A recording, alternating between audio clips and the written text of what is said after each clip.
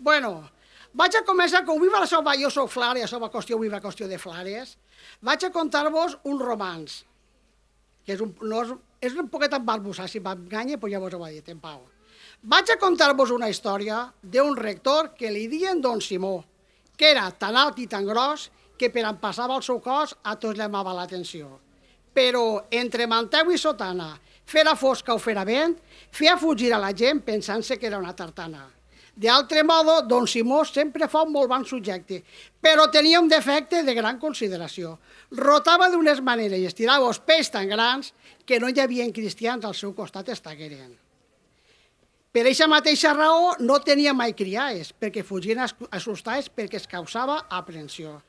Però molt ben recomanada d'una agència de doncella, Manuela, una xicona canella, un dia la van presentar.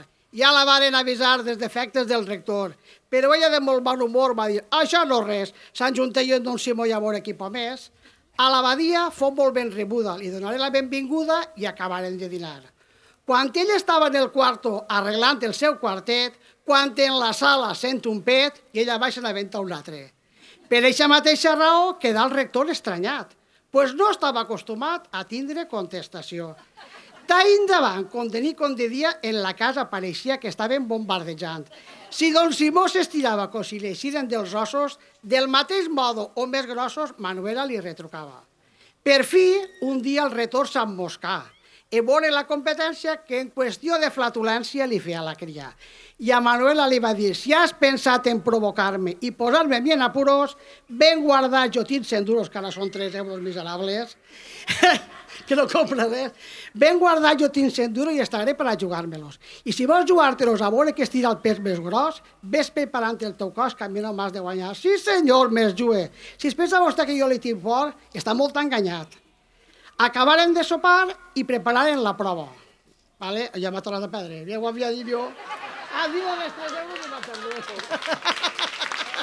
Avui no tens a l'apuntadora. Avui l'apuntador me se n'ha fugit. Avui no tens l'apuntadora. Bueno, no ho sé. Si me'n recordo, ho contaré.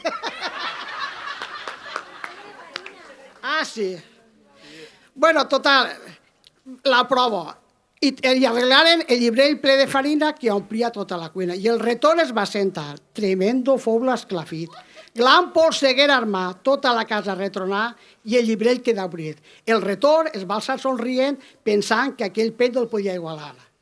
I tornaren a arreglar el llibrell ple de farina que omplia quasi tota la cuina i Manuela es va sentar.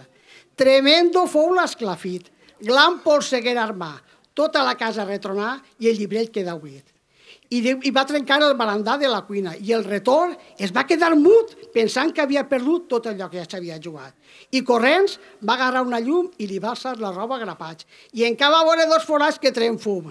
Com t'havia de guanyar, cara de 4 collons, si tu t'es per disparar una escopeta en 2 canons? Sí, però m'havia quedat